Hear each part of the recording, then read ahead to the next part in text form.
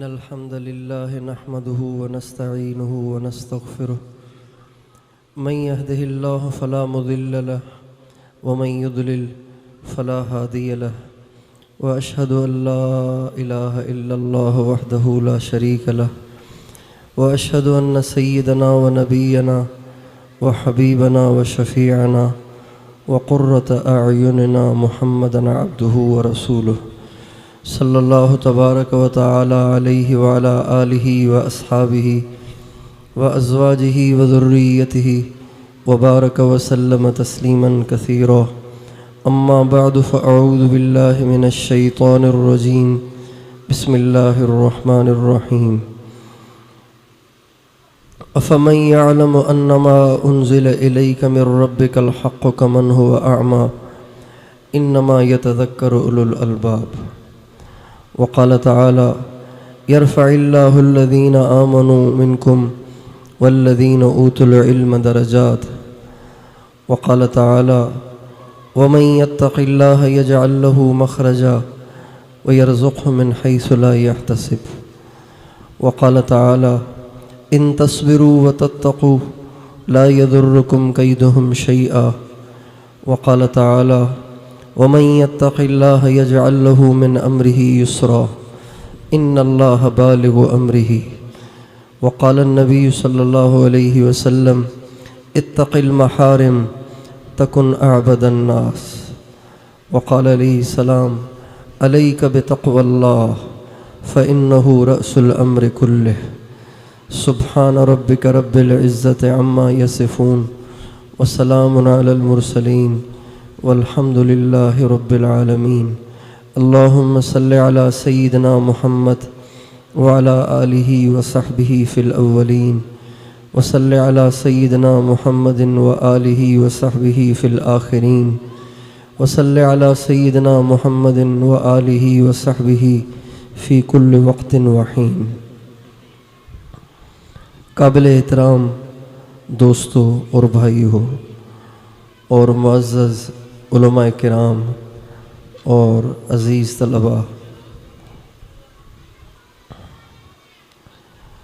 اللہ تعالیٰ کا بڑا احسان اور کرم ہے اس علاقے والوں پر کہ اللہ تعالیٰ نے اس علاقے والوں کو اتنا عظیم الشان ادارہ اور اتنے جید علماء اور ایسا جنت والا ماحول، ایسی نورانی فضا، اتنا خوبصورت ادارہ اور دین کی ایسی محنت کا ماحول عطا فرمایا ہے۔ یہ سارے علاقے کی سعادت ہے، سارے علاقے کے سارے ہی لوگوں کی سعادت ہے۔ ہمارے ہی ملک میں بہت سے علاقے ایسے ہیں جہاں کوئی قرآن پڑھانے والا قاری بھی نہیں ہے، کوئی فتویٰ دینے والا مفتی صاحب بھی نہیں ہے، کوئی مسئلہ بتانے والا عالم بھی نہیں ہے، کوئی صحیح قرآن پڑھانے والا، بچوں کو حفظ کرانے والا حافظ بھی نہیں ہے، کوئی ادارہ نہیں ہے۔ یہ ادارے اللہ کی نعمت ہیں، اللہ کا انعام ہے، یہ ہمارے بر صغیر کا ترہ ہیں اور یہ ہمارے بر صغیر کا امتیاز ہیں، جن کی وجہ سے ساری دنیا کی کفریہ طاقتوں کے پروپیگنڈے اور ان کے منصوبے اور ان کی پلاننگ اور ان کی سازشیں فیل ہوتی چلی جا رہی ہیں، فیل ہوتی چلی گئی ہیں، فیل ہوتی جا رہی ہیں اور انشاءاللہ فیل ہوتی رہیں گی۔ یہ ان مدارس کی برکت ہے، ان علماء کرام کی برکت ہے۔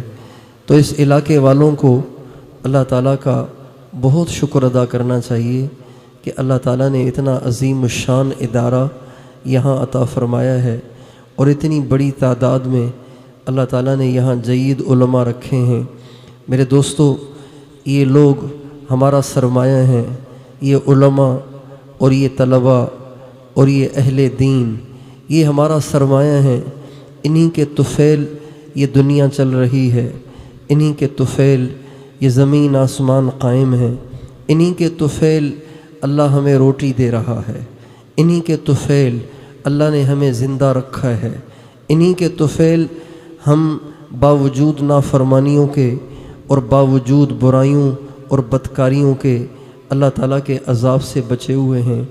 نبی اکرم صلی اللہ علیہ وسلم کے زمانے میں 2 بھائی تھے۔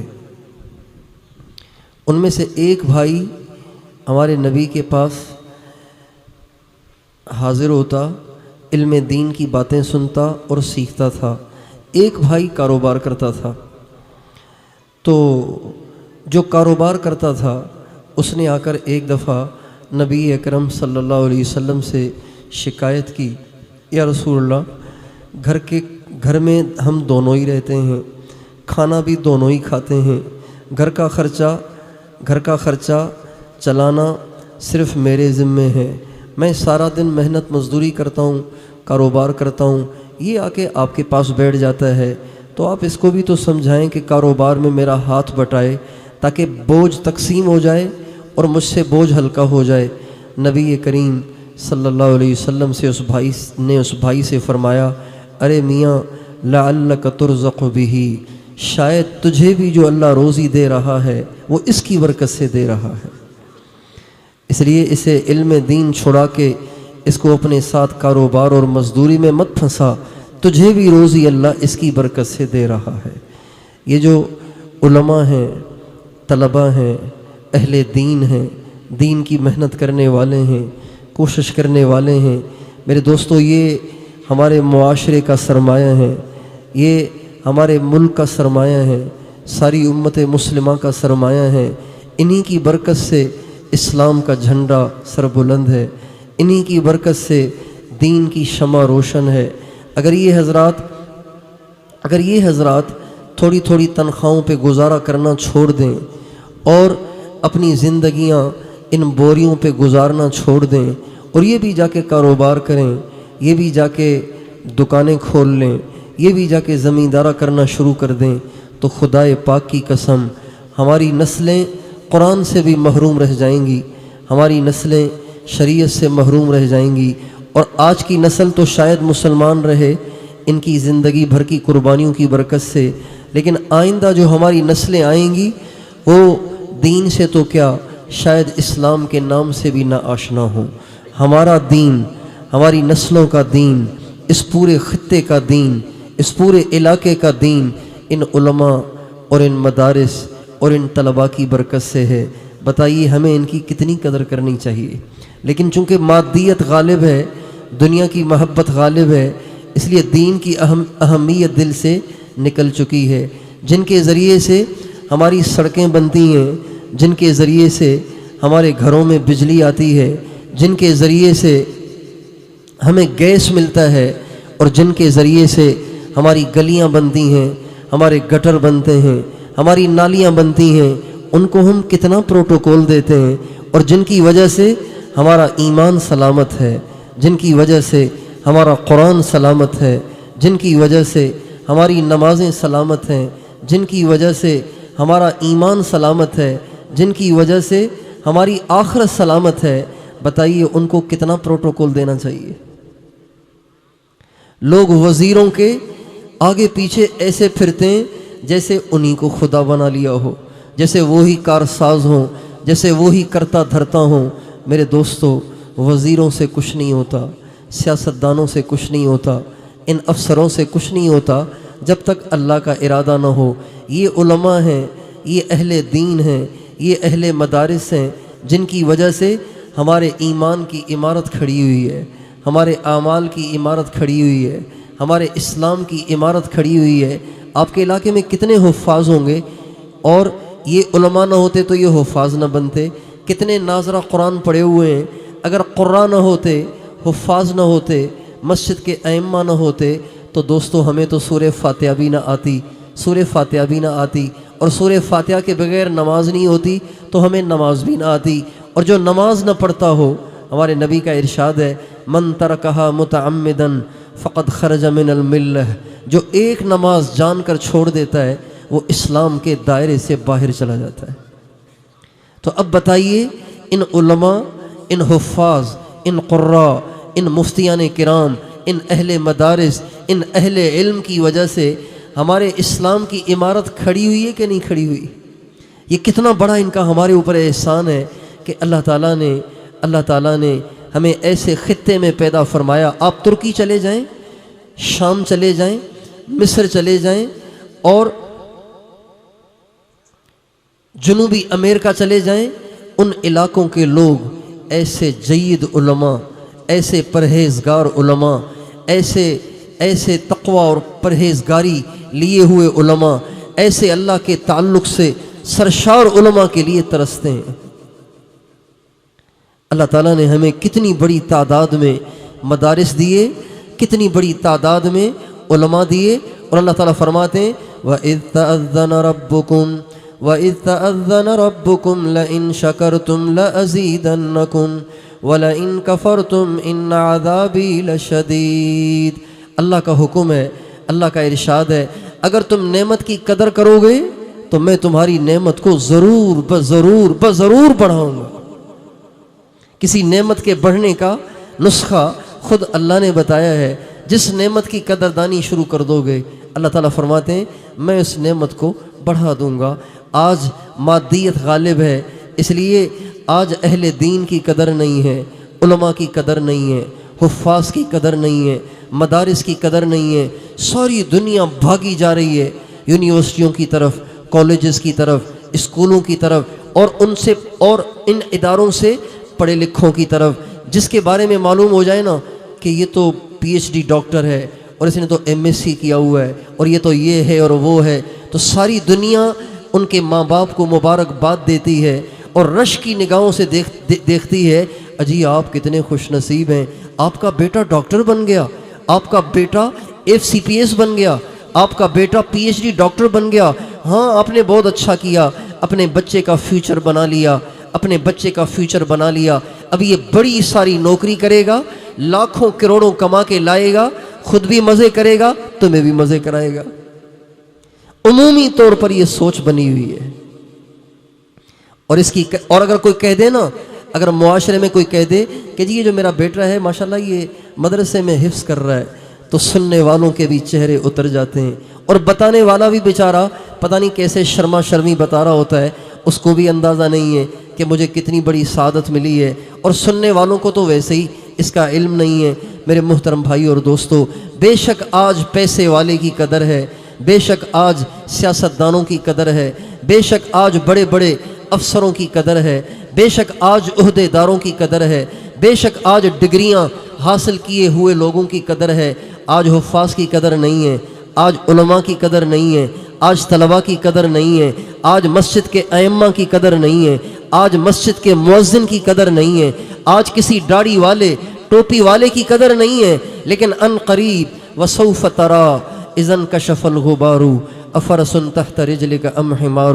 ان قریب جب آنکھ بند ہوگی دنیا سے رخصت ہوں گے، آخرت کا جہان شروع ہو جائے گا، محشر کا میدان قائم ہوگا، اللہ کے سامنے حاضری ہوگی، ساری دنیا کے سارے انسان وہاں پیش ہوں گے، انبیاء بھی ہوں گے، شہداء بھی ہوں گے، صدیقین بھی ہوں گے، اولیاء بھی ہوں گے، ہم جیسے گرے پڑے گناہ گار بھی ہوں گے، اور فاسق فاجر کفار اور مشرکین بھی ہوں گے. اس دن پتہ چلے گا کہ حافظ کی کیا قدر ہے، عالم کی کیا قدر ہے، قاری کی کیا قدر ہے، مسجد کے امام کی کیا قدر ہے، مؤذن کی کیا قدر ہے. ہمارے نبی کا ارشاد ہے ان اطول الناس اعناقا یوم القیامہ المؤذنون. کل قیامت کے دن سب سے اونچی گردن یعنی سب سے اونچا رتبہ مسجد میں اذان دینے والے کا ہوگا. میرے دوستو، یہ مدارس نعمت ہیں، اس کی قدر کریں. جہاں سے علماء مٹ گئے وہاں سے علم مٹ گیا، وہاں سے دین مٹ گیا، وہاں سے اسلام مٹ گیا. جنوبی امریکہ میں آپ چلے جائیں گے نا، جنوبی امریکہ میں چلے جائیں گے، وہاں آپ کو عرب ملیں گے، عرب، حجاز مقدس کے عرب، فلسطین کے عرب، دمشق اور شام اور یمن کے عرب، وہاں کے خالص عرب ملیں گے. لیکن وہ مسلمان نہیں ہیں، وہ کرسچن ہو چکے ہیں، اس لیے کہ وہاں علماء نہیں ہیں، اس لیے کہ وہاں مدارس نہیں ہیں. وہاں کے لوگ، ان کے آباء و اجداد دنیا کمانے کے ارادے سے جنوبی امریکہ چلے گئے، مگر انہوں نے اپنے بچوں کے پیٹ کی فکر تو کی، اپنے بچوں کے دین کی فکر نہ کی. اور ان کو علماء سے نہیں جوڑا اور علماء پیدا کرنے کی فکر نہ کی، اس کا نتیجہ کیا ہوا کہ وہ تو اسلام پہ مرے، ان کی نسلیں آہستہ آہستہ دین سے دور ہوتے ہوتے مرتد ہی ہو گئیں۔ آج 99% وہاں کے عرب مرتد ہو گئے۔ اس لیے ان پگڑیوں والوں کی قدر کرو، ان ٹوپیوں والوں کی قدر کرو، ان مدارس کی چھوٹے چھوٹے حجروں میں بیٹھ کے حدیث پڑھانے والوں کی قدر کرو، ان جھوم جھوم کے قرآن پڑھنے والے بچوں اور ان کو قرآن پڑھانے والے قاریوں کی دوستوں قدر کرو۔ قدر کریں گے اللہ اس نعمت کو بڑھائیں گے۔ اور پھر دنیا تو ہمیشہ رہنے والی تھوڑی ہے، دنیا تو فانی ہے، آج ہے کل نہیں ہے۔ دنیا کی ڈگریاں، دنیا کا مال، دنیا کا پیسہ، دنیا کا دھن دولت، دنیا کے عہدے، یہ سب فنا ہو جانے والی چیزیں ہیں۔ اللہ تعالیٰ فرماتے ہیں کل من علیہا فان، کل من علیہا فان ویبقى وجہ ربک ذو الجلال والاکرام۔ اور یہ جگہ فرماتے ہیں انما اعلموا انما الحیات الدنیا لعب ولہو وزینۃ وتفاخر بینکم وتکاثر فی الاموال والاولاد۔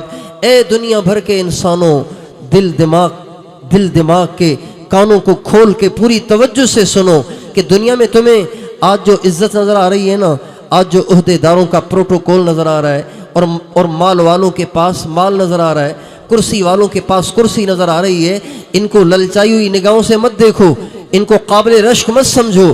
ان کے پاس جو کچھ ہے وہ سب ختم ہو جانے والا، فنا ہو جانے والا، چھوٹ جانے والا، یہیں رہ جانے کا سامان ہے۔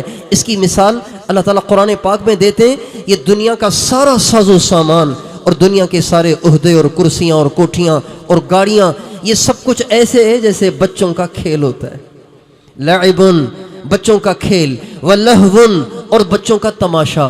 جن بچوں کے پاس کھلونے ہوتے ہیں ان کے لیے کھیل بن جاتا ہے، اور جن کے پاس کھلونے نہیں ہوتے ان کے لیے کھیل تماشا بنتا ہے۔ تو اللہ کہہ رہے ہیں جن کے پاس دنیا کا ساز و سامان ہے ان کے لیے کھیل ہے، جن کے پاس نہیں ہے اوروں کو دیکھ کر وہ رال ٹپکا رہے ہیں اور رش کی نگاہوں سے دیکھ رہے ہیں، للچائی ہوئی نگاہوں سے دیکھ رہے ہیں، یہ سب ان کے لیے تماشا ہے۔ نہ کھیلنے والوں کے کھلونے رہیں گے، نہ تماشا دیکھنے والے تماشائیوں کے تماشے رہیں گے۔ صدر نے بھی مرنا ہے، وزیر نے بھی مرنا ہے، اور عہدے دار نے بھی مرنا ہے، ایم پی اور ایم اے نے بھی مرنا ہے، ناظم اور چیئرمین اور کاؤنسلر نے بھی مرنا ہے، چھوٹے پیسے والے نے بھی مرنا ہے، بڑے پیسے والے نے بھی مرنا ہے۔ اور جب یہ مر جائیں گے ان کی ساری عزت کی چیزیں، سارا ساز و سامان یہیں پڑا رہے گا، لیکن یہ قرآن پڑھنے والا جب مرے گا تو قرآن اس کے ساتھ جائے گا۔ حافظ مرے گا، حافظ اس کے ساتھ جائے گا۔ امام بن کے زندگی گزارے گا، اس کی امامت کی نیکیاں اس کے ساتھ جائیں گی۔ اذانیں دے کے مرے گا، اذان کا اجر ساتھ لے کے جائے گا۔ عالم بن کے مرے گا، علم کے نور کو ساتھ لے کے جائے گا۔ مفتی بن کے مرے گا، اپنے افتاء کا اجر اپنے ساتھ قبر میں لے کے جائے گا۔ تو بتائیے دنیا کمانے والوں نے کمایا یا اہل علم نے کمایا؟ بتاؤ بھائی کس نے کمایا؟ اہل علم نے کمایا۔ اس لیے علماء کی ناقدری ہو رہی ہے، دین کی ناقدری ہو رہی ہے، دنیا کی محبت اتنی دل دماغ میں رچ بس گئی ہے کہ دنیا والے دین والوں کو گری ہوئی نگاہوں سے دیکھتے ہیں۔ اور ہمارے آقا نے سچ فرمایا اذا عظمت امتی الدنیا نزعت منہا ہیبت الاسلام۔ جب میری امت دنیا کی عظمت کو دل میں اتارے گی اور دنیا سے محبت کرنے لگ جائے گی اور دنیا کی بڑائی کو اپنے دل میں بٹھائے گی تو اللہ پاک ان کے دلوں سے اسلام اور اسلام والوں کی ہیبت اور عظمت کو نکال دیں گے۔ آج اسلام کی محبت سے محرومی ہے۔ دیکھیں نا آج کا نوجوان 3 پیس سوٹ میں بازار میں نکلنے کو فخر سمجھتا ہے، لیکن سر پہ پگڑی پہن کے، داڑھی رکھ کے اور اپنے ٹخنوں کو ننگا کر کے اور کرتا شلوار پہن کے بازار سے گزرنے کو اپنے لیے آر سمجھتا ہے۔ ہزاروں نہیں، لاکھوں نہیں، کروڑوں نوجوان ہیں جو اس بات کو سمجھتے ہیں کہ داڑھی رکھنا آقا کی سنت ہے۔ کوئی نبی بغیر داڑھی کے پیدا نہیں ہوا، کوئی نبی بغیر داڑھی کے نہیں تھا۔ کوئی ولی بغیر داڑھی کے نہیں تھا. داڑھی رکھنا سارے نبیوں کی سنت ہے. اور ہمارے آقا، ہمارے مولا سرکار دو عالم، وجہ کونین اور وجہ کائنات اور سرکار مدینہ محمد مصطفیٰ احمد مجتبیٰ صلی اللہ علیہ وسلم کی سنت ہے. لیکن رکھتا کیوں نہیں ہے؟ اس لیے کہ مادیت سے متاثر ہو کر داڑھی رکھنے کو آر سمجھتا ہے، پگڑی پہننے کو آر سمجھتا ہے. ہمارے ایک نوجوان ساتھی نے ایک دفعہ کہا کہ مولوی صاحب، میں ایک گھر میں جاتا ہوں ٹیوشن پڑھانے کے لیے بچیوں کو، تو یہ جائز ہے؟ میں نے کہا بالغ ہیں؟ کہا ہاں. میں نے کہا پھر تو ناجائز ہے. پھر کہنے لگا کہ میں نے ایک دفعہ ان بچیوں کو، تبلیغی ساتھی ہے، میں نے ایک دفعہ ان دونوں بچیوں کو، دونوں بہنیں ہیں، تو دونوں کو میں نے ایک دفعہ سمجھایا کہ بیٹا ہم مسلمان ہیں اور آپ تو اس نبی کی بیٹی ہیں، اس نبی کی امتی ہیں کہ جس نبی کی بیٹی فاطمہ الزہرا ہے، جس کی اہلیہ خدیجۃ الکبریٰ ہے، عائشہ صدیقہ ہے، تو ایسے نبی کی امتی ہو کر تمہارا ننگے سر کالج جانا، اسکول جانا اچھا نہیں لگتا، لہذا تم سر ڈھانکے جایا کرو. تو ان دونوں نے ارادہ کر لیا کہ جی ہم آئندہ سر ڈھانک کے جائیں گی. کہنے لگے میں نے اگلے دن دونوں بچیوں سے پوچھا کہ بیٹا آج تم نے اپنے سر پہ اسکارف ڈالا تھا کہ نہیں ڈالا تھا؟ تو وہ چھوٹی کہنے لگی سر میں تو اپنے سر پہ اسکارف ڈال کے گئی تھی، لیکن میری بڑی بہن نے اپنے سر پہ اسکارف نہیں ڈالا. تو کہتے ہیں میں نے اس سے پوچھا بیٹا تم نے کیوں نہیں اسکارف ڈالا؟ کہا سر مجھے اسکارف ڈالتے ہوئے شرم آ رہی تھی. یہ کسی مکے کے پرانے زمانے جاہلیت کے مکے کے مشرکی بیٹی کی کارگزاری نہیں ہے، یہ کسی یورپ کی انگریزن کی کارگزاری نہیں ہے، یہ آپ ہی کے ملک کے ایک مسلمان زادی بیٹی کی کارگزاری ہے. اذا عظمت امتی الدنیا نزعت منہا ہیبت الاسلام. جب میری امت کے دلوں میں دنیا آ جائے گی تو پھر ان کے دلوں سے دین بھی نکل جائے گا، دین کی محبت بھی نکل جائے گی، دین کی عظمت بھی نکل جائے گی. میرے دوستو، اہل علم کی عزت کرنا، اہل علم سے محبت کرنا، اہل علم کی خدمت کرنا، اہل علم سے استفادہ کرنا، یہ ہم سب کا فریضہ بنتا ہے. اگر یہ سلسلہ ہمارا جاری رہا، اللہ ہماری نسلوں کا ایمان بچائے گا، اللہ ہماری نسلوں کا اسلام بچائے گا، اللہ ہماری نسلوں کا دین بچائے گا. دیکھیں، کسی صفت سے متصف نہ ہونا یہ ایک کمی ہے، یہ ایک نقص ہے، یہ ایک فالٹ ہے. لیکن اگر کوئی کسی صفت سے متصف تو نہیں ہے لیکن ان سے محبت کرتا ہے تو اگر اس کو اس صفت سے متصف لوگوں سے محبت ہے تو یہ محبت ہی کبھی نہ کبھی اس کو یا اس کی نسلوں کو اس صفت سے متصف کر دے گی. اس لیے کسی اللہ والے نے کہا ہے احب الصالحین ولست منہم لعل اللہ یرزقنی صلاحا. میں خود تو نیک نہیں ہوں، اتنی بات ضرور ہے کہ مجھے نیکوں سے محبت ہے اور مجھے اپنے پروردگار سے اس بات کی امید ہے کہ اس محبت کے طفیل اللہ کبھی نہ کبھی مجھے بھی نیک بنا دے گا. ایک شخص نے ہمارے نبی سے کہا یا رسول اللہ المرء يحب القوم ولما يلحق بهم. یا رسول اللہ ایک شخص کو ایک طبقے سے محبت ہے، ایک شخص کو ایک طبقے سے محبت ہے لیکن خود ان جیسا نہیں ہے تو کیا ہوگا؟ اس کی محبت کا بھی کوئی صلہ ملے گا؟ یہ اس کے سوال کا مطلب تھا. المرء يحب القوم ولما يلحق بهم. ایک شخص ہے جو ایک طبقے سے پیار تو کرتا ہے، محبت تو کرتا ہے لیکن ان جیسا نہیں ہے، ان والی صفات سے متصف نہیں ہے، تو اس کا کیا حکم ہوگا؟ کیا اس کو بھی کچھ ملے گا؟ آپ علیہ السلام نے فرمایا المرء مع من احب. کل وہ شخص جو کسی خاص طبقے سے محبت کرتا ہے تو جن سے محبت کرتا ہے نا، کل قیامت کے دن بھی ان کے ساتھ ہوگا. جو علماء سے محبت کرتے ہیں، اہل اللہ سے محبت کرتے ہیں، اہل دین سے محبت کرتے ہیں، اہل اسلام سے محبت کرتے ہیں، شریعت والوں سے محبت کرتے ہیں، دینداروں سے محبت کرتے ہیں، مدارس والوں سے محبت کرتے ہیں، تبلیغ والوں سے محبت کرتے ہیں، خانقاہ والوں سے محبت کرتے ہیں، ان کے لیے کتنی بڑی بشارت ہے کہ اگرچہ وہ ان صفات سے متصف نہ ہو، وہ خود عالم نہیں ہے، مفتی نہیں ہے، مبلغ اور دائی تبلیغ والا نہیں ہے، خود اللہ والا اور کوئی شیخ نہیں ہے، لیکن اگر ان سے پیار کرتا ہے کل قیامت کے دن اس کو بھی اللہ ان کے ساتھ کھڑا کر دیں گے. کتنی بڑی بات ہے. تو پہلی درخواست آپ سارے بھائیوں سے، دوستوں سے، بزرگوں سے یہ ہے کہ بھائیوں اس طبقے سے محبت کریں.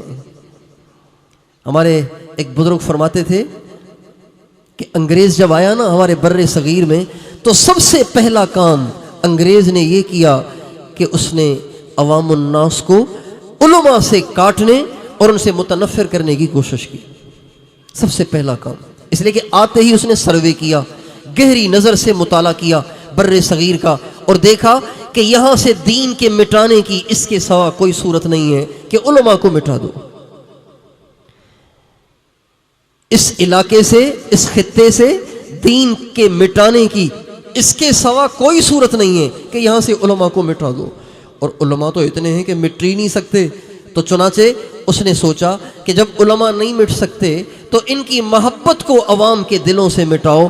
جب ان کی محبت علماء کے عوام کے دلوں سے نکل جائے گی تو عوام خود ہی چھریاں لے کے ان کو ذبح کرے گی، ان کا تعاون بند کرے گی، ان کے مدرسے بند ہو جائیں گے، یہ بھوکے مریں گے نا، خود ہی جا کے محنت مزدوری کریں گے اور مدارس کو بند کریں گے اور پھر ان کا دین مٹ جائے گا. یہ سب سے پہلی ان کی کوشش ہوئی. لیکن اللہ تعالیٰ اس زمانے کے ان مسلمانوں کی قبروں کو منور کرے، ان پہ کروڑوں رحمتیں نازل فرمائے کہ انگریز کی ہزار اسکیموں کے باوجود، سازشوں کے باوجود بھی انہوں نے اہل مدارس کا، اہل دین کا، اہل علم کا اور اہل علم کا دامن نہیں چھوڑا. اس کا نتیجہ اللہ تعالیٰ نے ان کی نسل کو یہ دیا، اس کا پھل اور ثمر اور نفع اللہ نے ان کی نسل کو یہ دیا کہ اللہ نے ان کی نسلوں میں اسلام کو چالو کر دیا. تو سب سے پہلی درخواست آپ سارے عوام الناس کے مجمع سے یہ ہے کہ بھائیو علماء سے پیار کرو، علماء سے محبت کرو. علماء یہ عام لوگ نہیں ہیں، یہ قیامت کے ایم پی اے ہیں، یہ محشر کے ایم این اے ہیں، یہ وہاں کے افسرز ہیں، آفیسرز ہیں. ان کی آج قدر کریں گے، کل قیامت کے دن یہ ہمیں کام آئیں گے. ہمارے نبی کا ارشاد ہے، اللہ تعالیٰ جب میدان محشر میں کرسی لگائیں گے اور حساب کتاب شروع کرنے کا وقت آئے گا تو سب سے پہلے اللہ علماء کو بلائیں گے. اللہ تعالیٰ علماء کو بلائیں گے. کتنے علماء ہوں گے؟ اللہ کرسی پہ جلوہ گر ہوں گے اور علماء کا مجمع ہوگا. زبردست منظر ہوگا. اور پھر اللہ تعالیٰ فرمائیں گے، یا معشر العلماء، اے علماء کی جماعت، انی لم اضع علمی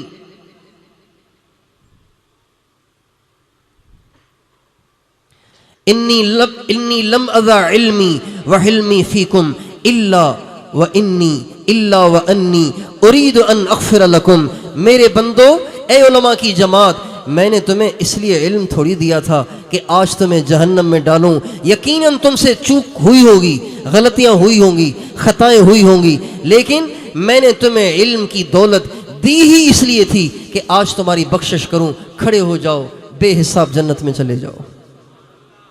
تو بھائیو، جنہوں نے ان سے محبت کی ہوگی، جنہوں نے ان سے وفا کی ہوگی، جنہوں نے ان سے نبھایا ہوگا، جنہوں نے ان کا ادب احترام کیا ہوگا، تو بتاؤ ان کو بھی اپنے ساتھ جنت میں لے کے جائیں گے کہ نہیں لے کے جائیں گے؟ کتابوں میں ایک عجیب واقعہ لکھا ہے. ایک بزرگ نے خواب میں ایک شخص کو دیکھا، اپنے کسی جاننے والے کو دیکھا اور پوچھا کہ بھئی کیا ہوا تمہارے ساتھ؟ اس نے کہا جی اللہ کا شکر ہے، بخشش ہو گئی. گناہگار ہوں لیکن بخشش ہو گئی، اللہ نے مجھے جنت دے دی. کہا وہ کیسے؟ کون سی نیکی اللہ کے ہاں قبول ہوئی جس کی وجہ سے بخشش ہوئی اور جنت مل گئی؟ کہا اور تو کوئی نیکی ویکی نہیں تھی میرے پاس، بس ایک دفعہ ایسے ہوا کہ ایک نالے پہ مجھے وضو کرنا تھا، ہاتھ منہ دھونا تھا، وضو کرنا تھا. وہ نالا ذرا اوپر سے نیچے کو آ رہا تھا، تو نیچے کی جانب امام احمد بن حنبل رحمۃ اللہ علیہ وضو کر رہے تھے. میں آیا تو اوپر کی جانب بیٹھ گیا.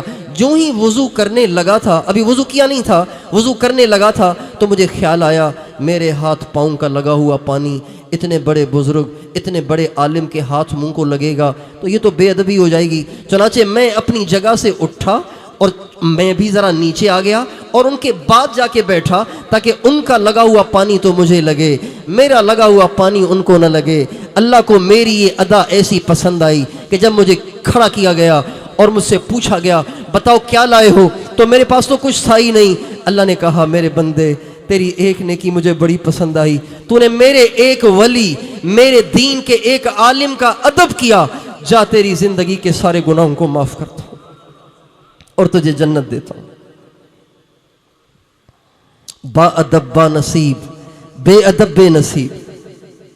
اس لیے ساری عوام الناس، چھوٹے بڑے، سب سے یہ درخواست ہے کہ دوستو علماء کی قدر کرو، کبھی ان کے بارے میں زبان نہ کھولنا۔ سوشل میڈیا کا زمانہ ہے، بہت کچھ سنو گے، بہت کچھ دیکھو گے، لیکن کبھی ان چکروں میں نہ آنا، کبھی ادھر ادھر کی باتوں پہ کان نہ دھرنا۔ ہمیشہ اپنا دل اہل علم، اہل دین، اہل دعوت، اہل ذکر اور اہل شریعت اور اہل علم کے بارے میں ہمیشہ صاف رکھنا۔ اگر ان سے غلطیاں ہوں گی اللہ خود ان سے پوچھے گا۔ میرے آپ کے لیے یہ مناسب نہیں ہے کہ ہم اپنی گندی زبانیں ان مقدس ہستیوں کے لیے استعمال کریں۔ تو وہی آج تک ہم سے اور آپ سے اہل علم کی قدردانی میں، ان کی عزت اور ان کے احترام کے بارے میں جو کوتاہی ہوئی ہے، اس پر میں بھی توبہ کرتا ہوں۔ آپ سارے یہاں سے توبہ کر کے پھر جاؤ۔ کون کون سچی توبہ کرتا ہے؟ سچی توبہ کرتے ہیں نا؟ زبان تو نہیں کھولیں گے نا آئندہ، زبان تو نہیں کھولیں گے نا آئندہ۔ کبھی ان کو حقیر نگاہوں سے نہ دیکھنا، کبھی ان کو گری ہوئی نگاہوں سے نہ دیکھنا۔ یہ عظیم لوگ ہیں، اگر ہمارے دل کی آنکھیں کھلی ہوں تو خدائے پاک کی قسم ہمیں معلوم ہو جائے کہ یہ حدیث کا اشتغال رکھنے والے اور قرآن کا اشتغال رکھنے والے، قرآن پڑھانے والے، حدیث پڑھانے والے، ان کا اللہ پاک کے ہاں کیا مقام ہے۔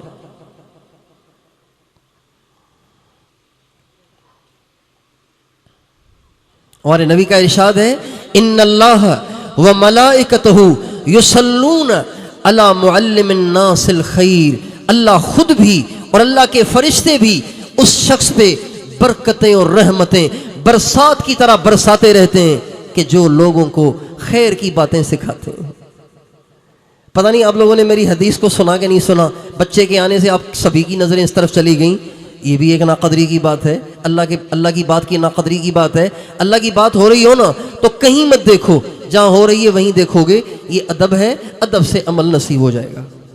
ہمارے نبی کا ارشاد ہے ان اللہ و ملائکتہ لیصلون علی معلم الناس الخیر، اللہ خود بھی اور اس کے فرشتے بھی اس شخص پر رحمتوں کی برسات برساتے رہتے ہیں۔ ایک دفعہ نہیں، برساتے ہی رہتے ہیں۔ اس شخص پہ رحمتوں برکتوں کی برسات برساتے ہی رہتے ہیں جو لوگوں کو خیر کی باتیں سکھاتا ہے۔ اس لیے ان کی قدر کریں، کبھی ان کی ناقدری نہ کریں، کبھی ان کے بارے میں زبان درازی نہ کریں، کبھی ان کے بارے میں زبان نہ کھولیں۔ ہمارے اکابر کا قول ہے، ہمارے اکابر کا ملفوظ ہے، جو لوگ اہل علم، اہل دین کے بارے میں زبان درازیاں کرتے ہیں، لوگوں کو پتہ بھی نہیں ہوتا اور اللہ ان کے ایمان کو آخر میں سلب کر لیتا ہے۔ لوگ اس کا جنازہ بھی پڑھ رہے ہوتے ہیں، اس کے لیے قرآن خوانیاں بھی ہو رہی ہوتی ہیں، اور اس کے لیے پتہ نہیں کیا کچھ ہو رہا ہوتا ہے، دیگیں خیرات کی جا رہی ہوتی ہیں، لیکن اس کی ان کوتاہیوں کی وجہ سے اللہ تعالیٰ ان سے ایمان سلب کر لیتا ہے۔ تو اس لیے اللہ سے پناہ مانگنی چاہیے، کبھی بھی ایسی حرکت نہیں کرنی چاہیے۔ اور اگر ہمارے علم میں وہ علماء، وہ اہل دین، وہ تبلیغ والے، وہ ذکر والے، وہ خانقاہوں والے، وہ سیاسی مذہبی جماعتوں والے، اگر ہمارے علم میں ایسے لوگ ہیں اور ہماری ان تک رسائی ہے تو ان کے پاس چل کے جا کر ان سے معافیاں مانگیں، اس لیے کہ یہ بھی حقوق العباد میں سے ہے کہ حقوق العباد بغیر معافی مانگنے کے معاف نہیں ہوتے۔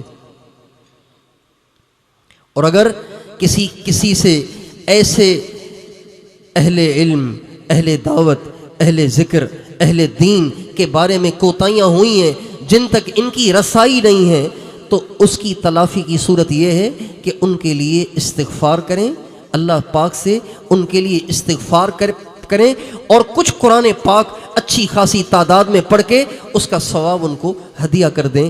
اس سے بھی اس کی تلافی ہو جائے گی، بشرطے کہ ہماری ان تک رسائی نہ ہو۔ تیار ہیں انشاءاللہ؟ مرنے سے پہلے یہ قرضہ چکائیں گے انشاءاللہ؟ کون کون چکائیں گے؟ اللہ تعالیٰ توفیق دے۔ ایک گزارش تو یہ ہے دوسری گزارش،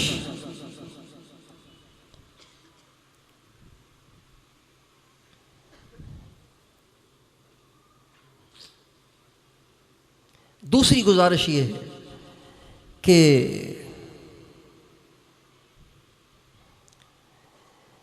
اپنی ذات سے بھی ہم اپنے بچوں کو، اپنی نسلوں کو ان علماء سے جوڑنے کی کوشش کریں.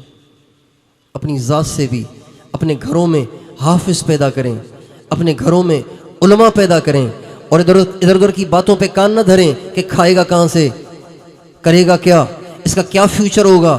میرے دوستوں، لوگ سمجھتے ہیں کہ فیوچر اب سے 4-5 سال 10 سال بعد کا زمانہ ہے. اصل فیوچر وہ نہیں ہے، اصل فیوچر وہ ہے جو آنکھ بند ہوتے ہی شروع ہو جائے گا. اصل فیوچر وہ نہیں ہے جس کو ہم اور آپ سمجھ رہے ہیں اور جس کو دنیا جتا رہی ہے اور دنیا بتا رہی ہے. اصل فیوچر وہ ہے جو مرنے کے بعد شروع ہوگا.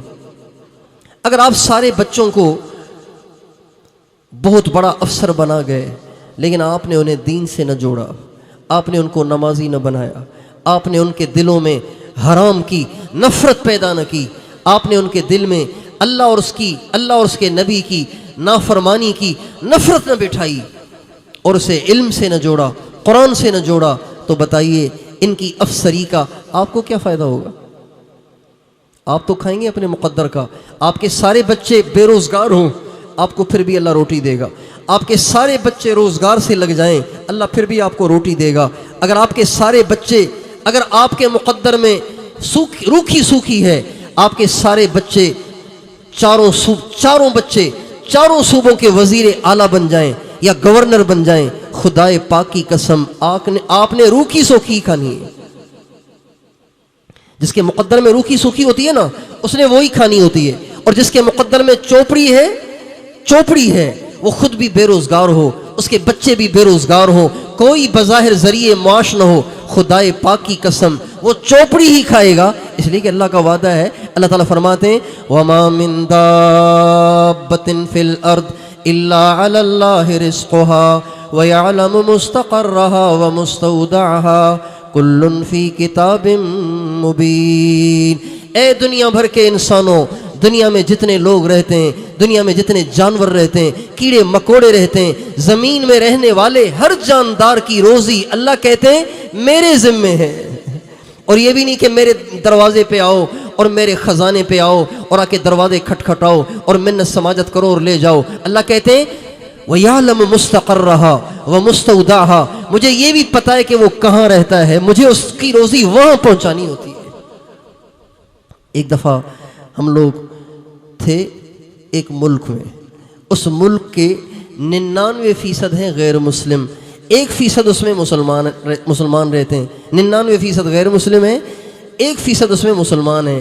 اس میں ہمارا جانا ہوا، ایک شخص مسلمان ہوا. بہت مسلمان ہوئے، لیکن ایک جس کا قصہ سنا رہا ہوں، اس کا نام رکھا گیا علی اس کا نام رکھا. تو وہ وہاں ایک سوسائٹی تھی، اس پر وہ گیٹ مین تھا، گارڈ تھا، وہ کھڑا رہتا تھا وہاں پہ. تو ایک دفعہ ہم نے اس کی کھانے کی دعوت کی، تو وہ کھانے کی دعوت پہ آیا. لیکن جب وہ آیا تو وہ بہت اداس تھا، بہت پریشان تھا، چہرہ اس کا اترا ہوا تھا.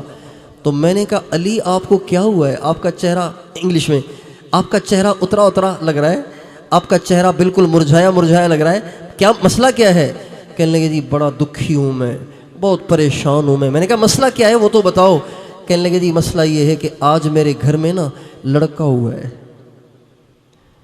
تو میں نے کہا اللہ تیرا بھلا کرے، تجھے بیٹا ہوا ہے، تیرا چہرہ اتر گیا ہے.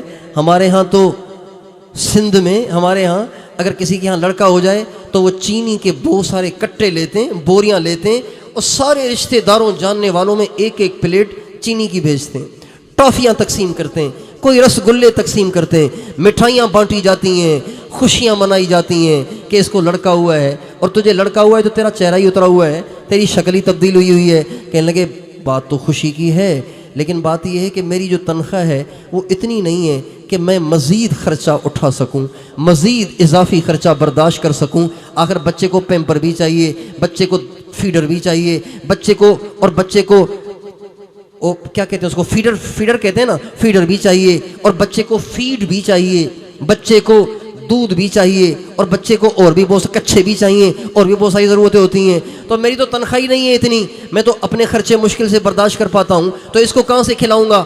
میں نے کہا تم مسلمان نہیں ہوئے ابھی تک. کہا ہو گیا ہوں. تو میں نے کہا قرآن پہ ایمان نہیں لائے تم؟ کل لے آیا ہوں. میں نے کہا قرآن پاک انگلش ترجمہ کھولو, اس کے 12ویں پارے کی پہلی آیت کا ترجمہ پڑھ کے دیکھو, اللہ نے تیرے مسئلے کا حل اس میں لکھا ہے. کہا آپ ہی سنا دو. تو میں نے یہ قرآن کی آیت اس کو پڑھ کے سنائی, وَمَا مِن دَابَّةٍ فِي الْأَرْضِ إِلَّا عَلَى اللَّهِ رِزْقُهَا وَيَعْلَمُ مُسْتَقَرَّهَا وَمُسْتَوْدَعَهَا کل فی کتاب مبین. ساری دنیا میں جاندار جتنے رہتے ہیں, چاہے وہ انسان ہو, چاہے وہ جنات ہوں, چاہے وہ چوپائے درندے پرندے ہوں, چاہے وہ کیڑے مکوڑے ہوں, اللہ کہہ رہے کوئی نہ گھبرائے, اس کی روزی میرے ذمے. اور ایک حدیث قدسی میں اللہ فرماتے ہیں, یا ابن آدم, اے آدم کے بیٹے, لا تخش من ضیق الرزق وخزائن ملآنۃ, اے آدم کے بیٹے روزی کی تنگی سے نہ ڈر, روزی کی تنگی سے نہ گھبرا, اس لیے کہ تیرے رب کے خزانے بھرے ہوئے ہیں. وہ خزائنی لا تنفد ابدا, تیرے رب کے خزانے کبھی ختم نہیں ہوتے. اور ایک جگہ فرماتے ہیں, یا ابن آدم, اے آدم کے بیٹے, خلقت السماوات السبع والارضین السبع ولم اعی بخلقہن, میرے بندے میں نے 7 آسمان دیکھو کتنے بھاری بھرکم بنائے, 7 زمینیں کتنی کشادہ بنائیں, کتنی بڑی بنائیں, ولم اعی بخلقہن, 7 آسمان 7 زمینیں بنانے میں میں بالکل نہیں تھکا. میرے بندے کیا ایک روٹی افیعینی رغیف عیش اسوقہ الیک, میرے بندے کیا ایک روٹی تجھے دے کے میں تھک جاؤں گا؟ جو اللہ رشوتیں لے لے کر دفتر چلانے والوں کو پال رہا ہے, جو اللہ سود پہ کاروبار کرنے والوں کو پال رہا ہے, جو اللہ ظلم و ستم کرنے والوں کو پال رہا ہے, جو اللہ ان ججوں کو پال رہا ہے جو مظلوم کو ظالم بنا رہے ہیں, ظالم کو مظلوم بنا رہے ہیں, مظلوم کو قصوروار ٹھہرا رہے ہیں, ظالم کو باہر نکال رہے ہیں, مظلوم کو اندر کر رہے ہیں, جو اللہ ایسے کم بختوں کو دے رہا ہے, کیا اللہ قرآن پڑھنے والوں کو نہیں دے گا؟ کیا وہ قرآن پڑھانے والوں کو نہیں دے گا؟ کیا وہ اس کی فرما برداری میں زندگی گزارنے والوں کو نہیں دے گا؟ کیا وہ ان کو نہیں دے گا جنہوں نے اس کے دروازے پہ آ کے ڈیرے ڈال دیے ہیں؟ یہ علماء, یہ طلباء وہی تو ہیں. آپ نے دیکھا ہوگا نا, جب آپ بڑے بڑے مزاروں پہ جائیں گے نا, بڑے بڑے بزرگوں کے مزاروں پہ جائیں گے, تو کچھ لوگ ہیں جنہوں نے وہاں ڈیرے ڈال رکھے ہیں, اپنی چادریں بچھا رکھی ہیں, زندگیاں انہوں نے مزاروں کے لیے وقف کر دی ہیں. وہاں لنگر چلتا ہے, ایک پلیٹ ان کو بھی مل جاتی ہے, اس طرح وہ زندگی کا گزارا کر رہے ہیں. میرے دوستو, بارگاہوں پر, مزاروں پر ڈیرے ڈالنے والوں کو اللہ بھوکا نہیں سلاتا, اور ساری زندگی بدکاریاں, نافرمانیاں اور ظلم و ستم اور اللہ کی عظمت کو للکارنے والوں کی اللہ روٹی بند نہیں کرتا. تو قرآن پڑھنے والے, قرآن پڑھانے والے, حدیث پڑھنے والے, حدیث پڑھانے والے, فقہ پڑھنے والے, فقہ پڑھانے والے, کیا اللہ ان کی روٹی بند کر دے گا؟ اللہ ان کو بھوکا مار دے گا؟ اللہ تعالیٰ فرماتے ہیں یا ابن آدم انی لم انس من عصانی فکیف من اطاعنی, میرے بندے جو ساری زندگی میری نافرمانیوں میں گزار رہے, میں نے ان کی بھی کبھی روٹی بند نہیں کی. فرعون خدائی کے دعوے دار کی روٹی بند نہ کی, ابو جہل محبوب رب کائنات کے سب سے بڑے دشمن کی روٹی بند نہ کی, ابو لہب کی روٹی بند نہ کی, عبداللہ ابن ابی منافقوں کے سردار کی روٹی بند نہ کی, تو قرآن پڑھانے والوں کی روٹی کیسے بند کر دوں گا؟ اس لیے یہ شیطانی وسوسہ ہے, اس کو دل میں جگہ نہ دیں. اس بات کو طے کریں, اپنے بچوں کو قرآن کا حافظ بنائیں گے انشاءاللہ. کون کون حافظ بنائے گا؟ ڈرے نہیں کہ کہاں سے کھائے گا, اللہ کھلائے گا, عزت سے کھلائے گا. لوگ کہیں گے کھائے گا لیکن چندے کا کھائے گا, چندے کا کھائے گا, چندے کا کھائے گا.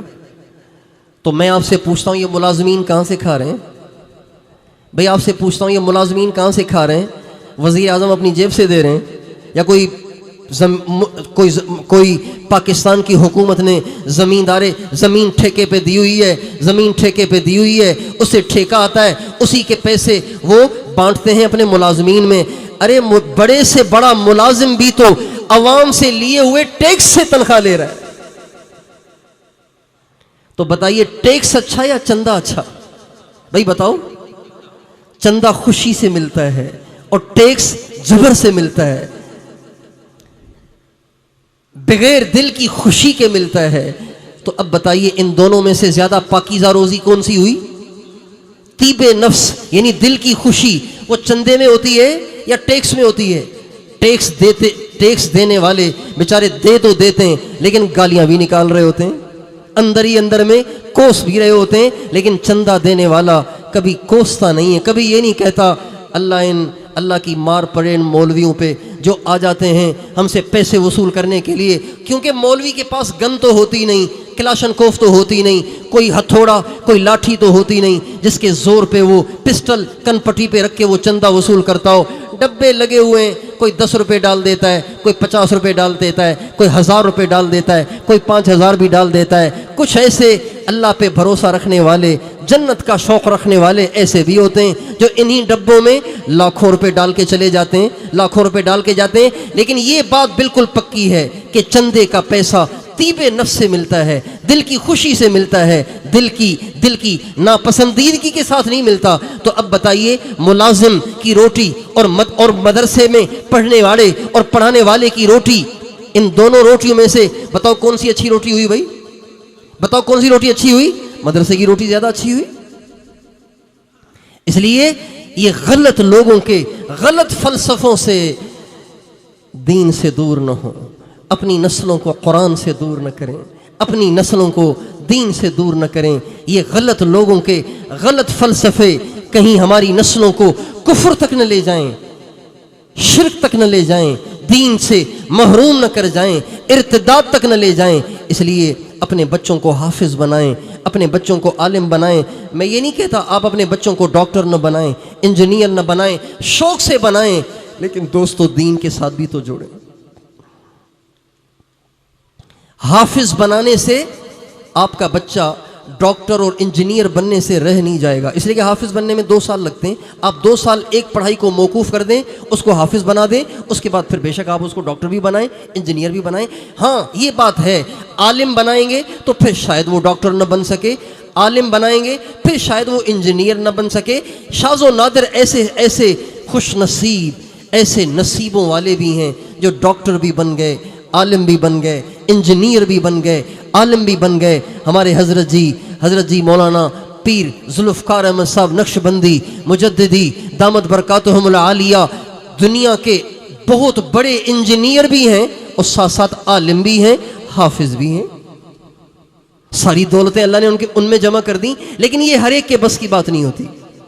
لیکن یہ ضرور ہے کہ آپ اگر ڈاکٹر ہی بنانا چاہتے ہیں، انجینئر ہی بنانا چاہتے ہیں، تو کم از کم اس کو حافظ تو ضرور بناؤ. آپ کو پتہ ہے ایک آدمی، ایک بچہ جب حفظ کرے گا اور قیامت کے دن پیش ہوگا، اللہ اسے کیا کہیں گے؟ اللہ کہیں گے میرے بندے تو نے میرے قرآن کو سینے میں لیا تھا، تو نے میرے قرآن کی قدر کی تھی. تیرے جاننے والے عزیزوں رشتہ داروں میں سے ایسے 10 لوگ جنہوں نے ساری زندگی برائیاں بدکاریاں ہی کی اور جہنم کی آگ ان پہ واجب ہو گئی ہے، تو ان کی طرف انگلی اٹھا، تیرے اشارے پہ ان کو جہنم سے بچا کے جنت میں داخل کر دوں گا. حافظ کام کا ہوا کہ نہ ہوا؟ ہمارے نبی کا ارشاد ہے ان فی الجنت نہرن اسمہ ریان علیہ مدینۃ من مرجان لہ 70,000 باب من ذہب وفضۃ لحامل القرآن. ہمارے نبی کا ارشاد ہے جنت میں ایک دریا ہے، اس کا نام ریان ہے، اس کے کنارے، اس کے ساحل پر ایک خوبصورت شہر آباد ہے، اور وہ سارا شہر مرجان سرخ موتی کا بنا ہوا ہے. اور وہ مرجان موتی کا بنا ہوا شہر کسی کو نہیں ملے گا، صرف حافظ قرآن کو ملے گا. اس کی ماں بھی اس میں رہے گی، اس کا باپ بھی اس میں رہے گا، اس کے بھائی بھی اس میں رہیں گے. کتنے مزے ہو جائیں گے ان لوگوں کے جنہوں نے اپنے بچوں کو قرآن پاک حفظ کرایا. حضرت شیخ الحدیث قطب الاقطاب شیخ الحدیث مولانا محمد زکریا صاحب رحمۃ اللہ علیہ فضائل اعمال میں لکھتے ہیں کتنا خوش نصیب ہے وہ شخص جو خود بھی حافظ ہے، اس کے بچے بھی حافظ ہیں، اس کی بچیاں بھی حافظ ہیں، اس کی ماں بھی حافظ ہے، اس کا باپ بھی حافظ ہے، اس کے بھائی بھی حافظ ہیں، اس کی بہنیں بھی حافظہ ہیں، اس کا تایا اس کا چچا بھی حافظ ہے، اس کا دادا اور نانا اور دادی اور نانی اور خالائیں اور پھوپھیاں بھی حافظ ہیں، کتنا خوش نصیب ہے۔ پھر نیچے آگے نیچے حاشیے میں لکھا ہوا ہے، کسی اور نے لکھا ہے، حاشیے میں لکھا ہے اس شخص سے مراد خود حضرت شیخ الحدیث مولانا محمد زکریا صاحب ہے۔ تو ایسے ہو سکتا ہے سارا گھر قرآن کا حافظ ہو؟ تو پہلے تو وہ لوگ ہاتھ کھڑا کریں جو کہتے ہیں کہ بس میں نے نیت کر لی اپنے سارے گھر کو حافظ بناؤں گا، بیوی کو بھی حفظ کراؤں گا، بچیوں کو بھی کراؤں گا، بچوں کو بھی کراؤں گا، سارے گھر کو حافظ کراؤں گا۔ سارے ہاتھ کھڑا مت کریں، جنہوں نے اپنے سارے گھر کو حافظ بنانا ہے پہلے وہ ہاتھ کھڑا کریں۔ سارا گھر حافظ، گھر میں کوئی غیر حافظ نہیں، ماشاءاللہ، ٹھیک ہے۔ اب جو یہ کہہ رہے ہیں کہ بھائی سارا گھر ذرا مشکل ہے، آپ تھوڑی سی چھٹی دے دیں، کچھ تھوڑی سی کنسیکشن نکال لیں، کچھ تھوڑا سا چھٹی دے دیں، کچھ تخفیف کر لیں، اپنے گھر میں حافظ ہم ضرور پیدا کریں گے، وہ ہاتھ کھڑا کر لیں۔ اللہ تیرا شکر ہے۔ اچھا، جو عالم بنائیں گے وہ ہاتھ کھڑا کر لیں، جو اپنے بچوں کو عالم بنائیں گے۔ سبحان اللہ۔ عالم کے باپ کا کیا رتبہ ہوگا، کیا اس کی شان ہوگی، کیا اس کی عزت ہوگی۔ یہ دنیا میں چیزیں اللہ نے کھولی نہیں ہیں، اس لیے کہ سودا سارا غیب کا ہے، سودا سارا غیب کا ہے۔ تو عالم بھی بنانے کی نیت کریں۔ یہ دو باتیں ہو گئیں۔ تیسری درخواست سنیے بھائی، تیسری درخواست یہ ہے، تیسری درخواست خاص طور پر حفاظ، علماء، ائمہ، قراء اور مدارس میں پڑھنے والے طلباء، بڑے اکابر سے تو معافی چاہوں گا کہ ان کے سامنے بولنا بے ادبی ہے، لیکن اس کے علاوہ جو مدارس سے تعلق رکھنے والے حضرات ہیں، میرے سے چھوٹی عمر کے علماء ہوئے یا حفاظ ہوئے یا قراء ہوئے یا طلباء ہوئے، تیسری درخواست ان سے ہے، وہ یہ ہے کہ دیکھو بھائی، اس وقت ساری دنیا کی کفریہ طاقتیں، ان کے سارے ہتھیاروں کا رخ ان مدارس کی طرف ہے۔ یہ آنکھ کا کانٹا ہے، یہ آنکھ کا کانٹا ہے، ان سب کا اس پہ زور ہے، ان سب کا اس پہ زور ہے کہ یہ مدارس ختم ہو جائیں، اور اس کے لیے ایڑی چوٹی کا وہ زور لگا رہے ہیں، ایڑی چوٹی کا زور لگا رہے ہیں کہ یہ مدارس کسی طریقے سے ختم ہو جائیں، صفحہ ہستی سے مٹ جائیں۔ جب تک یہ نہیں مٹتے قرآن نہیں مٹتا، جب تک یہ نہیں مٹتے نماز نہیں مٹتی، جب تک یہ نہیں مٹتے کلمہ نہیں مٹتا۔ اس لیے ان کا ایڑی چوٹی کا زور اس پہ لگ رہا ہے۔ اور اگر ہم دیکھتے ہیں ان کفریہ طاقتوں کو، تو ہتھیار بھی انہی کے پاس ہیں، ٹیکنالوجی بھی انہی کے پاس ہے، ڈالر بھی انہی کے پاس ہے۔ ہم تو وہی چندے کے چند روپیوں پہ چلنے والے لوگ ہیں، ہمارے پاس تو مادی طاقت نہیں ہے، ہمارے پاس تو ہتھیار نہیں ہے، ہمارے پاس تو اتنی بڑی پلاننگ نہیں ہے، ہمارا تو اتنا زور نہیں چلتا، ہمارے بازو میں اتنی طاقت نہیں ہے کہ آج کے اس کفر سے ہم ٹکرا جائیں اور اپنے مدارس کا دفاع کریں۔ لیکن دوستو ایک چیز ہے، بھائی سن رہے ہیں کہ نہیں سن رہے ہیں؟ گرو کی بات عرض کر رہا ہوں، سن رہے ہیں کہ نہیں سن رہے ہیں؟ ایک چیز اگر یہ مدارس میں پیدا ہو جائے، اگر ان طلباء میں پیدا ہو جائے، اگر مسجد کے ائمہ میں پیدا ہو جائے، اگر ان قراء اور حفاظ ان میں پیدا ہو جائے، اگر ان اہل علم اہل دین میں پیدا ہو جائے، تو خدائے پاک کی قسم ساری دنیا کی کفریہ طاقتیں جیسی آج ہیں ویسی نہیں، اس سے کروڑ گنا زیادہ طاقتور ہو جائیں، اور اپنی ساری طاقتوں کو ان مدارس اور مدارس والوں کے مٹانے پہ خرچ کریں۔ اللہ پاک کی قسم، کعبے کے رب کی قسم، اللہ پاک ان کو ایسے ملیہ میٹ کرے گا، ایسے تباہ کرے گا، ایسے برباد کرے گا، ایسے بے اثر کرے گا، ایسے بے بس مجبور اور بے یارو مددگار کرے گا، ایسے ان کا بھوسا نکالے گا جیسے اللہ نے اصحاب الفیل کا بھوسا نکالا تھا۔ ایک چیز ہے، اگر یہ حفاظ میں پیدا ہو جائے، قراء میں پیدا ہو جائے، طلباء میں پیدا ہو جائے، اہل دین میں پیدا ہو جائے، اہل علم میں پیدا ہو جائے، ساری دنیا کی طاقتیں ہمارا کچھ نہیں بگاڑ سکتی، ہمارا کچھ نہیں بگاڑ سکتی، ہمارا کچھ نہیں بگاڑ سکتی۔ پتہ ہے وہ کیا ہے؟ پتہ ہے وہ کیا ہے؟ پتہ ہے وہ کیا ہے؟ غور سے سنیں، غور سے سنیں، اللہ اللہ اللہ، غور سے سنیں۔ پتہ ہے وہ کیا ہے؟ وہ تقوی ہے، وہ تقوی ہے۔ وہ تقوی ہے۔ اللہ فرماتے ہیں ان تصبروا وتتقوا ان تصبروا وتتقوا لا يضركم كيدهم شيئا، اگر تم صبر والے بن جاؤ، متقی بن جاؤ، پرہیزگار بن جاؤ، تمہاری زندگیوں سے حرام نکل جائے، ناجائز کام نکل جائیں، تم بد نظری چھوڑ دو، بد نگاہی چھوڑ دو، بد زبانی چھوڑ دو، گانے سننا چھوڑ دو، ڈرامے دیکھنا چھوڑ دو، ارطغرل کو دیکھنا چھوڑ دو، انڈین فلمیں دیکھنا چھوڑ دو، ننگی تصویریں دیکھنا چھوڑ دو، فیس بک کا غلط استعمال چھوڑ دو، یوٹیوب کا غلط استعمال چھوڑ دو، انٹرنیٹ کا غلط استعمال چھوڑ دو، ماں باپ سے بدتمیزی چھوڑ دو، ہر قسم کا حرام کام چھوڑ دو، اپنے اساتذہ کی غیبتیں چھوڑ دو، اپنے اساتذہ کی بے ادبیاں چھوڑ دو، حرام کاریاں چھوڑ دو، چندے میں ڈنڈیاں مارنا چھوڑ دو۔ اللہ کہتے ہیں ساری دنیا کی ساری طاقتیں تمہارا کچھ نہیں بگاڑ سکتی، میں جو تمہارے ساتھ ہوں۔ اللہ فرماتے ہیں وَإِنَّ اللَّهَ وَاصْبِرْ وَمَا صَبْرُكَ إِلَّا بِاللَّهِ وَلَا تَكُ فِي ضَيْقٍ مِّمَّا يَمْكُرُونَ إِنَّ اللَّهَ مَعَ الَّذِينَ اتَّقَوْا وَالَّذِينَ هُمْ مُحْسِنُونَ، میرے نبی صبر کر، اللہ تجھے صبر دے گا، اور ان کی تدبیروں سے، ان کی اسکیموں سے، ان کی سازشوں سے، ان کے پروپیگنڈوں سے گھبرانا نہیں، دل چھوٹا نہ کرنا، اللہ متقیوں کے ساتھ ہے۔ اللہ کس کے ساتھ ہے سب بتاؤ بھائی، بولو تو صحیح، اللہ کس کے ساتھ ہے؟ متقیوں کے ساتھ۔ ان اللہ مع الذین اتقوا والذین هم محسنون، اللہ متقیوں کے ساتھ ہے۔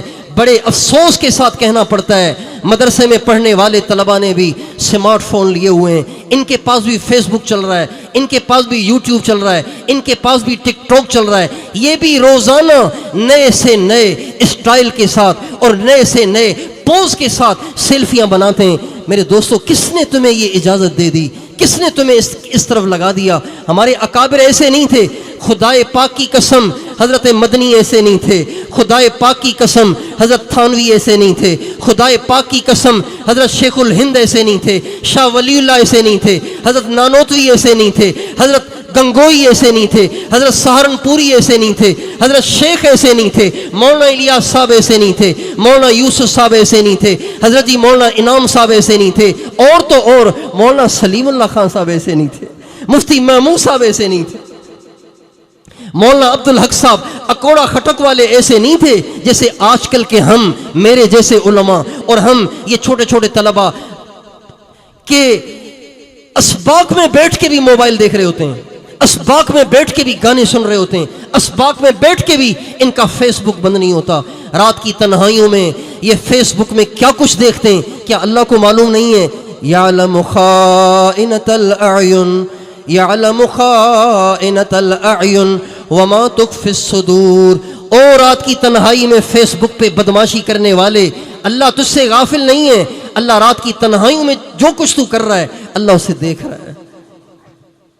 جب مدرسوں میں یہ تباہیاں مچیں گی، جب مدرسوں میں یہ سیاہکاریاں ہوں گی، جب مدارس میں یہ بدکاریاں ہوں گی، تو پھر ہمیں اللہ پہ توکل کرنے کا حق نہیں ہے، پھر تو اور نہیں، اللہ خود ہمیں مٹائے گا۔ اس لیے کہ ہم قرآن کی ناقدری کرنے والے، حدیث کی ناقدری کرنے والے، فقہ کی ناقدری کرنے والے، دین کی ناقدری کرنے والے ہیں۔ اس لیے آپ سارے مجمع سے دست بستہ درخواست ہے کہ اللہ کے واسطے، اللہ کے واسطے، اللہ کے واسطے میں بھی آپ بھی متقی بن جائیں، صاحب تقوی بن جائیں۔ ہمارے نبی کا ارشاد ہے علیک بتقوی اللہ فإنہ رأس الامر کلہ۔ دیکھو حضرت ابو ذر سے آپ نے فرمایا، ابو ذر متقی بننے کو لازم پکڑ، اپنے آپ پہ تقوی کو لازم کر، فإنہ رأس الامر کلہ، اس لیے کہ ہر دین کی محنت کے لیے سر کی طرح وہ تقوی ہے۔ اگر تدریس میں تقوی نہیں ہے تو یہ تدریس بے سر ہے، اگر تبلیغ میں تقوی نہیں ہے تو یہ تبلیغ بے سر ہے، اگر جہاد میں تقوی نہیں ہے تو یہ جہاد بے سر ہے، اگر حدیث پڑھانے میں تقوی نہیں ہے تو یہ حدیث پڑھانا بے سر ہے، اگر لوگوں کو بیعت کرنا، اللہ اللہ کروانا، لوگوں کو ذکر کی تلقین کرنا، اگر اس میں تقوی نہیں ہے تو یہ سب کچھ بے سر ہے۔ اور آپ کو پتہ ہے جس دھڑ کا سر نہ ہو وہ دھڑ کسی کام کا ہے؟ اس لیے متقی بنے۔ اللہ تعالیٰ فرماتے ہیں انما یتقبل اللہ من المتقین، اللہ صرف اور صرف ان کی نیکیاں قبول کرتا ہے جن کی زندگیوں میں تقوی ہوتا ہے۔ میرے دوستو تقوی ضروری ہے، تقوی ضروری ہے، تقوی ضروری ہے۔ آج کے مدارس کی سب سے بڑی ضرورت تقوی ہے، آج کے تبلیغ والوں کی سب سے بڑی ضرورت تقوی ہے۔ آج کے اہل دین، ان داڑھیوں والوں نے، ان ٹوپی والوں نے اگر تقوی نہ اپنایا تو اللہ ایسے ظالموں کو ہم پہ مسلط کر دے گا جو زبردستی ہماری داڑھیاں بھی مونڈ دیں گے، ہماری پگڑیاں بھی جلا دیں گے، ہماری مسجدوں کو بھی گرا دیں گے اور ہم کچھ نہ کر سکیں گے۔ اس لیے میں بھی آپ بھی متقی بننے کی نیت کر لیں۔ بھائی متقی بنیں گے انشاءاللہ، متقی بنیں گے انشاءاللہ۔ متقی بننے کا فائدہ صرف یہ نہیں ہے کہ ہماری حفاظت ہوگی، بلکہ متقی بننے کا فائدہ اور بھی بہت سارا ہے۔ اللہ فرماتے ہیں وَمَن يَتَّقِ اللَّهَ يَجْعَل لَّهُ مَخْرَجًا وَمَن يَتَّقِ اللَّهَ يَجْعَل لَّهُ مَخْرَجًا وَيَرْزُقْهُ مِنْ حَيْثُ لَا يَحْتَسِبُ۔ اے دنیا بھر کے مسلمانوں، اگر تم متقی بن جاؤ تمہیں ہر پریشانی سے نکال دوں گا۔ لوگ جاتے ہیں عاملوں کے پاس، لوگ جاتے ہیں بزرگوں کے پاس، اجی مقروض ہوں وظیفہ بتاؤ، اجی اولاد نہیں ہو رہی وظیفہ بتاؤ، اجی گھر میں لڑائیاں ہیں وظیفہ بتاؤ، اجی بیوی فرما بردار نہیں ہے وظیفہ بتاؤ، اجی لڑائی ہو گئی ہے وظیفہ بتاؤ، اجی کاروبار میں برکت نہیں ہے وظیفہ بتاؤ۔ اللہ کہہ رہے وَمَن يَتَّقِ اللَّهَ يَجْعَل لَّهُ مَخْرَجًا، تم متقی بن جاؤ تمہاری ہر پریشانی کو دور کر دوں گا۔ ایک انعام اللہ پاک کا اس آیت میں یہ ہے۔ دوسرا وَيَرْزُقْهُ مِنْ حَيْثُ لَا يَحْتَسِبُ، اور وہاں سے تمہیں روزی دوں گا جہاں سے تمہارا گمان بھی نہیں ہوگا۔ بھائی سن رہے ہیں کہ نہیں سن رہے ہیں؟ سمجھ رہے ہیں کہ نہیں سمجھ رہے ہیں؟ تقوی پہ کیا انعام ملے گا؟ اللہ حفاظت کرے گا، دشمن کی اسکیموں کو فیل کرے گا، ہماری ساری پریشانیاں اللہ دور کرے گا، ہمارے سارے مسائل کو اللہ حل کرے گا، اور وہاں سے روزی دے گا جہاں سے ہم اور آپ گمان بھی نہیں کر سکتے۔ اور وَمَن يَتَّقِ اللَّهَ يَجْعَل لَّهُ مِنْ أَمْرِهِ يُسْرًا، جو تقوی اختیار کرے گا، متقی بنے گا، اللہ کہتے ہیں ہر مشکل کو آسان کر دوں گا۔ تو تقوی میں ہمارے سارے مسائل کا حل ہو گیا کہ نہیں ہو گیا؟ تو یہ تقوی صرف علماء کے لیے نہیں، طلباء کے لیے نہیں، ہم عوام الناس کے لیے بھی ضروری ہے۔ جس کو جو پریشانی ہے تقوی اختیار کرے، یعنی اپنی زندگی سے کبائر کو بھی نکال دے، صغائر کو بھی نکال دے، سارے گناہوں سے اپنی زندگی کو پاک کرے، سنت سے مزین ہو جائے، نبی کے طریقے سے مزین ہو جائے، حضرت محمد صلی اللہ علیہ وسلم کا سچا غلام بن جائے۔ اللہ کی قسم اللہ ہمارے اس کی برکت سے سارے مسائل کو حل کرے گا۔ تو کیا خیال ہے، سارے گناہوں کو چھوڑیں گے؟ کون کون سارے گناہوں کو چھوڑنے کے لیے تیار ہے؟ ایک کام نیچے کریں ہاتھ۔ دوسرا کام، اپنی زندگی کو سرکار دو عالم، وجہ کائنات، سرور کونین، خاتم النبیین، امام النبیین، امام المرسلین، حضرت محمد مصطفیٰ صلی اللہ علیہ وسلم کے طریقے سے اپنے وجود کو مزین کر لیں۔ میرے دوستو یہ تو ہمارا عقیدہ ہے نا کہ ہمارے نبی سے زیادہ اچھا کوئی نہیں ہے، ہمارے نبی سے بڑا کوئی نہیں ہے، ہمارے نبی کے کا ہمسر کوئی نہیں ہے، ہمارے نبی جیسا کوئی نہیں ہے، ان کے طریقے جیسا کوئی طریقہ نہیں ہے۔ حسان بن ثابت کا شعر تو سنا ہوا ہے نا، وَأَحْسَنَ مِنْكَ لَمْ تَرَ قَطُّ عَيْنِي وَأَجْمَلَ مِنْكَ لَمْ تَلِدِ النِّسَاءُ خُلِقْتَ مُبَرَّأً مِنْ كُلِّ عَيْبٍ كَأَنَّكَ قَدْ خُلِقْتَ كَمَا تَشَاءُ۔ یا رسول اللہ آپ سے زیادہ حسین کسی آنکھ نے دیکھا ہی نہیں، آپ سے زیادہ جمال والا کسی ماں نے جنا ہی نہیں۔ اس لیے میں اور آپ اس کی جتنے اس میں بیٹھے ہوئے ہیں جن کی داڑیاں نہیں ہیں، داڑیاں رکھنے کی نیت کر لو۔ ٹوپیاں نہیں پہنتے، ٹوپیاں پہننے کی نیت کر لو۔ پگڑیاں تو خال خال نظر آ رہی ہیں، بلکہ پگڑیاں تو مٹی گئی ہیں، پگڑیوں کو رواج دو، ہمارے آقا کی سنت ہے، پگڑی پہنو، پگڑی کے عادی بنو، مسواک رکھو، اور ہر بات میں علماء کرام سے، مفتیان کرام سے تحقیق کرو کہ کون سے کام میں میرے آقا کی کیا سنت ہے۔ ایک چھوٹی سی بات سناؤں، اگر آپ تھک نہیں گئے تو چھوٹی سی بات سناؤں۔ حضرت ترمذی شریف کی حدیث ہے، حضرت انس بن مالک رضی اللہ عنہ کہتے ہیں ایک دفعہ نبی کریم صلی اللہ علیہ وسلم کی ایک درزی نے دعوت کی۔ چھوٹے چھوٹے لوگوں کی دعوت کرنا بھی سنت ہے، بڑے بڑے لوگوں کی دعوتوں پہ تو ہر کوئی جاتا ہے، چھوٹے چھوٹے گرے پڑوں کی دعوت قبول کرنا یہ ہمارے آقا کی شان ہے، ہمارے آقا کی سنت ہے۔ درزی نے دعوت کر دی، آپ علیہ السلام تشریف لے گئے، اس کی یقیناً اس کی اجازت سے حضرت انس جو آپ کے خادم تھے ان کو بھی ساتھ لے کر گئے۔ جب وہاں گئے تو نہ قورمے تھے، نہ بریانیاں تھیں، نہ گلتی تھی، نہ کوئی حلوے شلوے تھے۔ آپ گئے تو اس نے کدو پکائے تھے، وہ بھی شوربے میں۔ چنانچہ پلیٹ میں اس نے لا کے کدو رکھے شوربے میں بنے ہوئے. حضرت انس کہتے ہیں میں ٹکٹکی باندھ کے دیکھتا رہا کہ میرا آقا کیا کرتا ہے. چانچے کہتے ہیں میں نے دیکھا کہ نبی کریم صلی اللہ علیہ وسلم اس پلیٹ میں سے چن چن کے کدو کھاتے رہے. میں سمجھ گیا کہ میرے آقا کو کدو پسند ہے. کہتے ہیں اس دن سے مجھے بھی کدو سے بڑی محبت ہو گئی ہے. اسی ترمذی میں یہ بھی لکھا ہوا ہے ایک دفعہ حضرت انس کے سامنے کدو رکھے ہوئے تھے اور کدو کھا رہے تھے اور کہہ رہے تھے اے کدو تجھے پتا بھی ہے کہ میں تجھ سے کیوں پیار کرتا ہوں, میں تجھے کیوں پسند کرتا ہوں, تجھے اس لیے پسند کرتا ہوں کہ تجھے میرے آقا پسند کیا کرتے تھے. تو بھائیو ہمیں بھی وہ روپ پسند ہو, وہ رنگ پسند ہو, وہ روپ پسند ہو, وہ اسٹائل پسند ہو جو ہمارے آقا کو پسند تھا. تو آپ سارا مجمع یہ نیت کر لو کہ ہم آج کے بعد اس اسٹائل میں زندگی گزاریں گے, اس روپ میں زندگی گزاریں گے جو ہمارے آقا نے ہمیں دیا ہے. کفار کے اسٹائل پہ نہ جائیں, کفار کے روپ میں نہ جائیں. اسی حال میں مر گئے تو حضور کا کیسے سامنا کریں گے؟ تو کیا خیال ہے کون کون یہ نیت کرتا ہے کہ انشاءاللہ ہم ساری زندگی اپنے آقا کے اسٹائل کے ساتھ گزاریں گے؟ مریل آہستہ آہستہ ہاتھ کھڑے کر رہے ہیں, کیا بات ہے؟ ہاں بھائی حضور والے اسٹائل اور حضور والے روپ میں زندگی گزاریں گے نا انشاءاللہ. اچھا یہ تقویٰ اور نبی اکرم صلی اللہ علیہ وسلم والا روپ آئے گا کہاں سے؟ صرف میری تقریر سننے سے تو نہیں آئے گا. کہاں سے آئے گا؟ یہ اہل اللہ کی صحبت سے آئے گا, اہل اللہ کی صحبت سے آئے گا. اے ایمان والو یا ایھا الذین آمنوا اتقوا اللہ, اے ایمان والو متقی بنو. کہاں سے بنیں؟ کہاں داخل ہو جائیں؟ کون سے جامعہ, کون سی یونیورسٹی میں چلے جائیں؟ اللہ فرماتے ہیں وَكُونُوا مَعَ الصَّادِقِينَ, اللہ والوں کے ساتھ رہو, ان کی صحبت کا تم پہ بھی اثر ہو جائے گا, اس کے نتیجے میں تم بھی متقی بن جاؤ گے. اہل اللہ کی صحبت اختیار کریں. جس کا دل جس اللہ والے کی طرف مائل ہو رہا ہو, جس سے مناسبت ہو, اس سے جڑ جاؤ, اس کے دامن سے چپک جاؤ. ان کے دامن سے چپکنے سے, ان کی صحبت میں رہنے سے, ان سے تعلق بنانے سے اللہ ان کے تقویٰ کا آپ پہ بھی اثر ڈال دے گا, آپ بھی متقی بن جائیں گے. کیا خیال ہے اہل اللہ کی صحبت اختیار کریں گے, اہل اللہ سے جڑیں گے؟ کون کون اہل اللہ سے جڑے گا؟ اللہ تعالیٰ توفیق دے.